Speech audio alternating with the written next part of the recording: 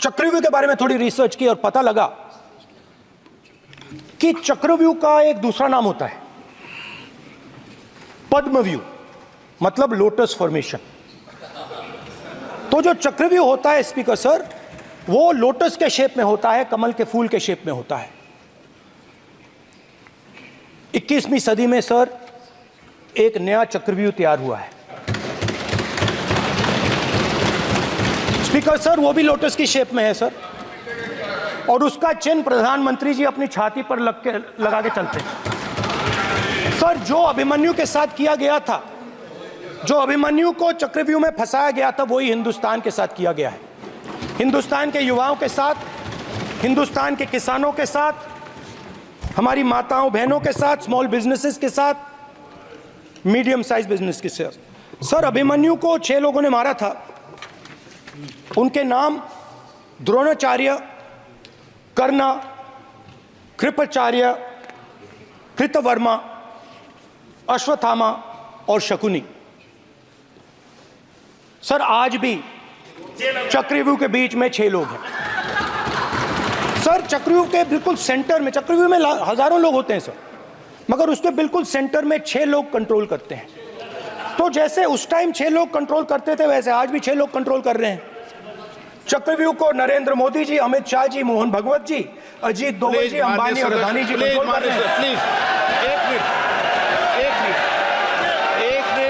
एक minute please, नहीं सब बोलने दीजिए। हाँ, आप बैठिए। माननीय सदस्य, आप संवैधानिक पद पर हैं। आपके कई माननीय सदस्यों ने यहाँ पर मुझे लिख कर दिया है कि जो माननीय सदस्य का सदस्य नहीं है उसका नाम नहीं लें। आपने लिख के दिया है। नो, आपने क्या, आप उसकी पालना करना चाहते हो? स्पीकर सर गलत। मैं माननीय स्पीकर सर एक minute, hold on speaker sir, अगर आप चाहते हैं तो मैं एक मिनट मैं प्रतिपक्ष के नेता से ये तो अपेक्षा करूंगा सही कि वो सदन की नियम मर्यादा को बने, ये अपेक्षा करता हूं। आप चाहे नहीं करें, पर मैं अपेक्षा करता हूं। नहीं सर, मैं, अगर आप चाहते हैं सर, मैं NSA का और अदानी और अंबानी का नाम इस लिस्ट से निकाल देता हूं। फिर माननीय सदस्य, आप अगर आप चाहते हैं प्लीज, मैं नहीं चाहता। सदन के नियम प्रक्रियाओं से सदन चलता है। सर, अगर आप कहते हैं मैं निकाल देता हूं। नो सदस्य, मैं 3 ही नाम यूज करूंगा। नहीं माननीय सदस्य, नहीं कहा, और आप video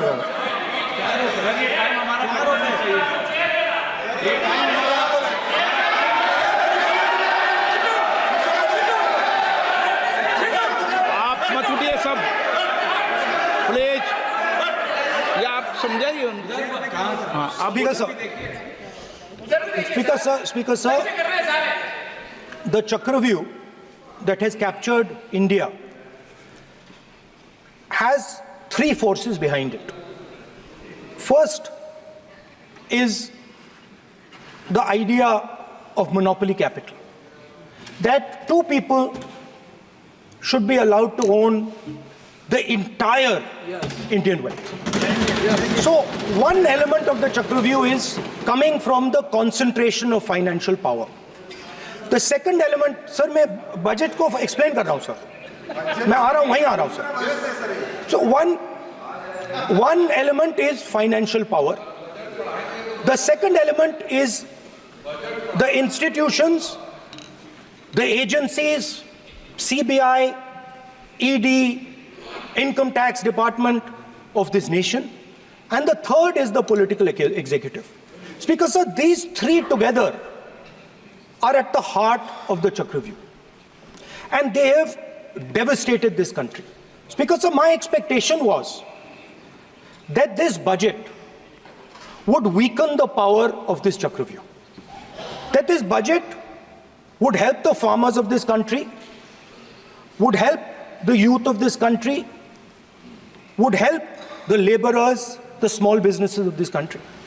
But what I have seen is that this budget, the sole aim of this budget, iski jo niyat hai, it is to strengthen this framework, the framework of big business, monopoly business, the framework of a political monopoly that destroys the democratic structure, and finally the framework of what one can call the deep state or the agencies.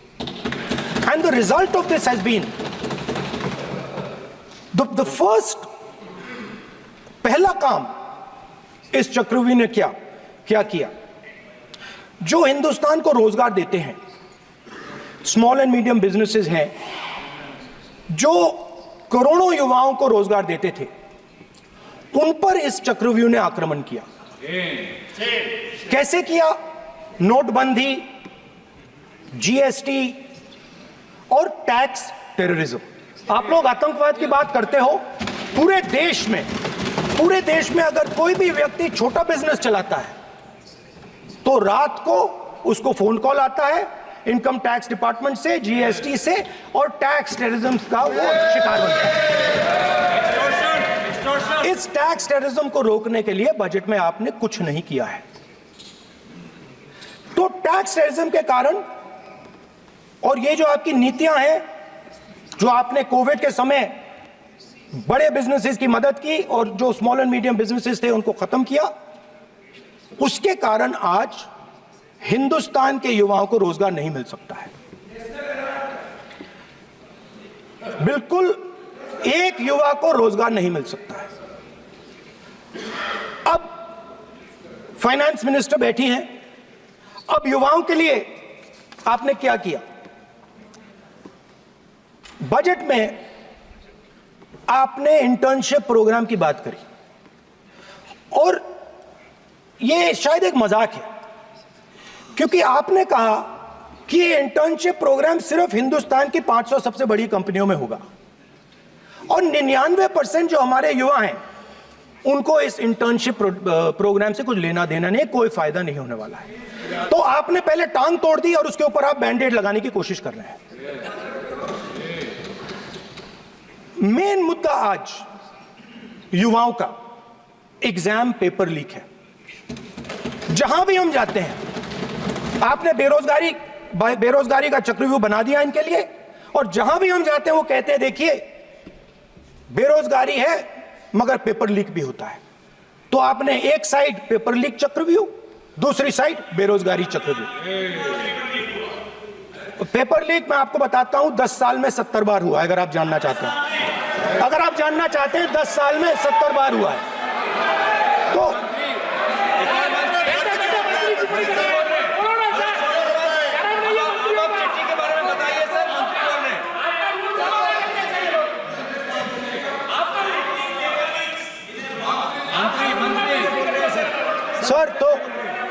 Sir तो paper leak के बारे में finance minister ने budget में एक शब्द नहीं कहा है। युवाओं के लिए पेपर लीक सबसे जरूरी मुद्दा है, उन्होंने एक शब्द नहीं कहा है पेपर लीक के बारे में। एक बार उन्होंने पेपर लीक नहीं कहा और उल्टा जो एजुकेशन बजट में पैसा देना चाहिए था वो आपने 20 साल में सबसे कम पैसा दिया है। 2.5% of budget is gone to education. Sir दूसरी तरफ आपने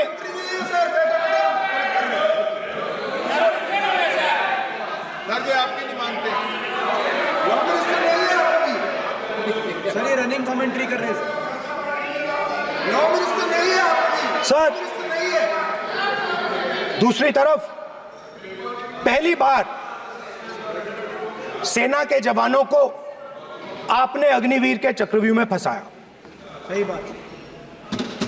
इस बजट में अग्निवीरों के पेंशन के लिए 1 रुपया नहीं है। आप अपने आप को देशभक्त कहते हो, मगर जब अग्निवीरों की मदद करने की बात आती है, जवानों को पैसा देने की बात आती है, तो बजट में आपको 1 रुपया नहीं दिखाई देता। उनकी पेंशन के लिए 1 रुपया आपने नहीं दिया। तो उनको आपने अग्निवीर के चक्रव्यूह में फंसाया। उसके बाद सर जो अन्नदाता हैं वो चक्रव्यूह से निकलने के लिए, आपके चक्रव्यूह से निकलने के लिए जो आपने बनाया 3 काले कानून, जमीन अधिग्रहण बिल को आपने कमजोर किया, उनको आप सही दाम नहीं देते हो। इस चक्रव्यूह से निकलने के लिए उन्होंने आपसे सिर्फ एक चीज मांगी है, दो चीजें नहीं मांगी है, सिर्फ एक चीज मांगी है। उन्होंने कहा है कि हमें लीगल गारंटीड एमएसपी दे दो। आपने उनको बॉर्डर पे बंद कर दिया, रोक दिया, आज तक रोड बंद है। आप उनसे बात करने को तैयार नहीं है। वो यहां आए, मुझसे मिलने आए, आप उनको अंदर नहीं आने दे रहे थे। माननीय सदस्य, आप सदन में असत्य नहीं कहे। आप वो सर, आप देखिए, एक मिनट, हाँ चलिए, चलो,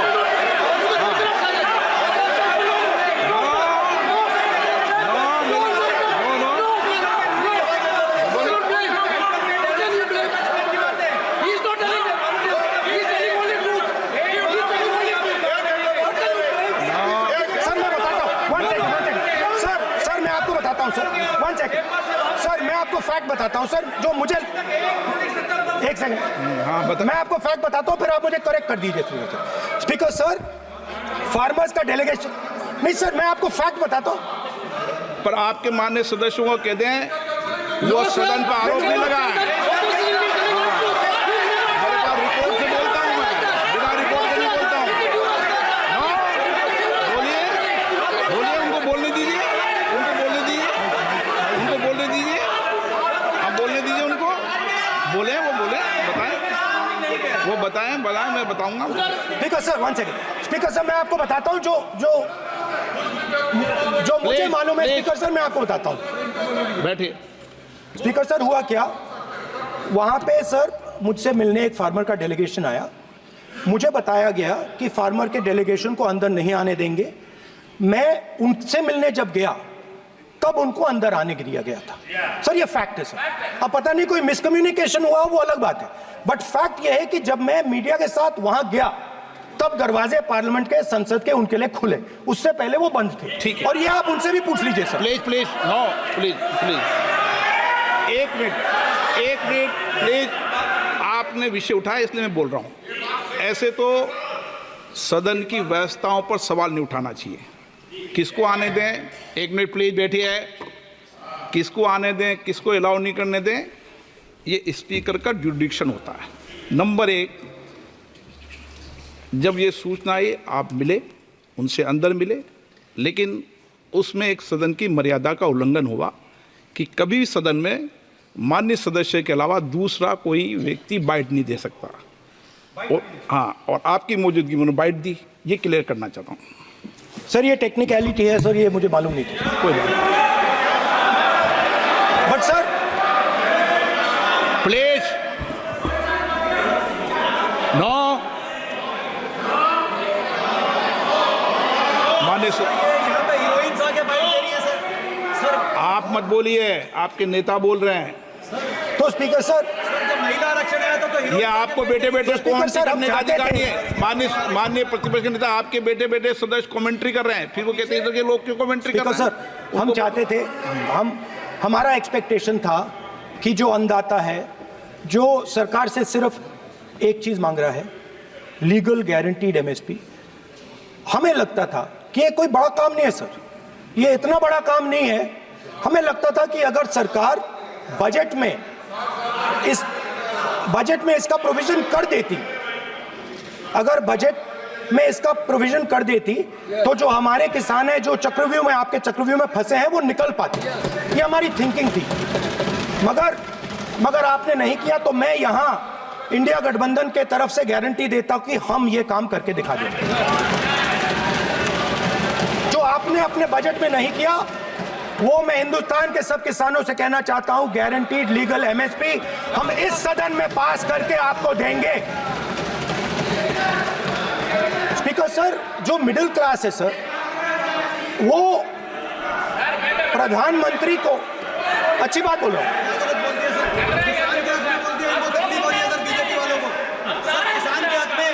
अगर नेताजी पक्ष बोल रहे हैं तो आप बैठे बैठे टिप्पणी आप मत करो, आप करोगे तो वो भी करेंगे।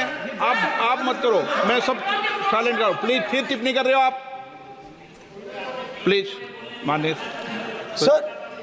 सर मिडिल क्लास जो है, वो शायद इस बजट से पहले प्रधानमंत्री को सपोर्ट करता था। जब प्रधानमंत्री ने कोविड के समय उनसे थाली बजवाई थी तो उन्होंने दबाकर थाली बजाई, धड़ धड़ धड़ धड़ धड़ थाली बजा बजाई। हमें अजीब लगा, मगर प्रधानमंत्री ने मिडिल क्लास को ऑर्डर दिया तो मिडिल क्लास ने थाली बजाई। उसके बाद प्रधानमंत्री ने उसी मिडिल क्लास से कहा मोबाइल फोन की लाइट जलाओ, और मोबाइल फोन की लाइट जली। मिडिल क्लास ने, पूरे हिंदुस्तान में मिडिल क्लास ने मोबाइल फोन की लाइट जला दी। अब इस बजट में आपने उसी मिडिल क्लास के एक छुरा पीठ में मारा, दूसरा छुरा छाती में, एक इधर मारा और एक इधर मारा। इंडेक्सेशन जो आपने कैंसिल की वो पीठ में छुरा था, और जो कैपिटल गेन्स टैक्स आपने बढ़ाया वो छाती में छुरा। आपने long term capital gains tax को 10% से 12.5% किया, यहां छाती मारी, यहां छुरी मारी, और शॉर्ट टर्म को 15 से 20% छुरी मारी। दुख की बात है, मगर इसमें एक इंडिया गठबंधन के लिए एक हिडन बेनिफिट है। मिडिल क्लास अब आपको छोड़ने जा रही है और इस साइड आ रही है। तो मेरा कहना है, जहां भी आपको मौका मिलता है आप चक्रव्यूह बना देते हो। एक चांस मिलता है आप चक्रव्यूह बना देते हो। हम चक्रव्यूह तोड़ने का काम करते हैं। हमारे बजट में किसान का कर्जा माफ हुआ, चक्रव्यूह तोड़ा। मनरेगा हुआ, चक्रव्यूह तोड़ा। तो हम चक्रव्यूह तोड़ने का काम करते हैं, आप चक्रव्यूह बनाने का काम करते हो। आप चाहते हो कि हिंदुस्तान छोटे छोटे खांचों में रहे, और हिंदुस्तान के गरीब लोग सपना ना देख पाए। सिर्फ अदानी और अंबानी। अरे क्या सर मैं सर कैसे बोलूं सर? माननीय सदस्य, एक मिनट सर माननीय सदस्यगण, आपके उपनेता मुझे लिखित में पत्र देके गए हैं कि कोई भी माननीय सदस्य जो इस सदन का सदस्य नहीं उसके बारे में टिप्पणी ना करें। लिखित में देखे गए, इसलिए आपको स्पीकर सर आप बैठ जाइए। स्पीकर सर, तो अगर सर मैं आपसे सवाल पूछना चाहता हूं। मेरे से सवाल मत नहीं पूछ सकते आप। Sorry sir. सर तो सर मैं फिर मैं सर 3 और 4 कह देता हूं उनको। 3 और 4 ठीक है सर? अब नाम नहीं ले सकता तो कुछ तो कहना पड़ेगा सर। 3 और 4 कह देता हूं, कोई और नंबर आपके देना। माननीय सदस्य को बता दें क्यों लिख के चिट्ठी गए मुझे। सर, हरियाणा के पूर्व मुख्यमंत्री पर जब इस प्रकार के आक्रमण करते हैं, हरियाणा के पूर्व मुख्यमंत्री के संदर्भ पर हमको आपने चिट्ठी भेजी। एक पूर्व मुख्यमंत्री को आप 2 उद्योगपति से जोड़ना चाहते हैं, एक किसान नेता जो हरियाणा के, आज उन पर जब आपको अलाउ किया है उद्योगपति के साथ जोड़ना चाहते हैं। ये है सदन की मर्यादा। हरियाणा के आप ये चिट्ठी मुझे लिख के गए हैं, उसकी मर्यादा का ये आपको बोलने नहीं दे रहे, आपसे मेरी ये अपेक्षा है आपसे। आप सदन, एक मिनट प्लीज। आप सदन के नेता, सदन के आप प्रतिपक्ष के नेता हैं। ये सदन की अपेक्षा रहती है कि हम सदन का डेकोरम, डिसिप्लिन और उसको बढ़ा के रखें। स्पीकर सर, इसलिए आप जो विषय रखें वो नियम प्रक्रिया में रखें। स्पीकर सर मगर मैं ये कैसे कहूं, इन लोगों के इनका इंडिकेशन कैसे दूं मैं सर? आप मुझे बता दीजिए सर, कोई दूसरा तरीका हो सर, नाम नहीं लेने हो तो कोई और तरीका दे दीजिए सर। और आप हमसे जुड़े रहने के लिए सब्सक्राइब करें YouTube पर, फॉलो करें Twitter पर और लाइक करें Facebook पर। और ज्यादा जानकारी के लिए आपको टाइप करना होगा सिर्फ न्यूज़ नशा।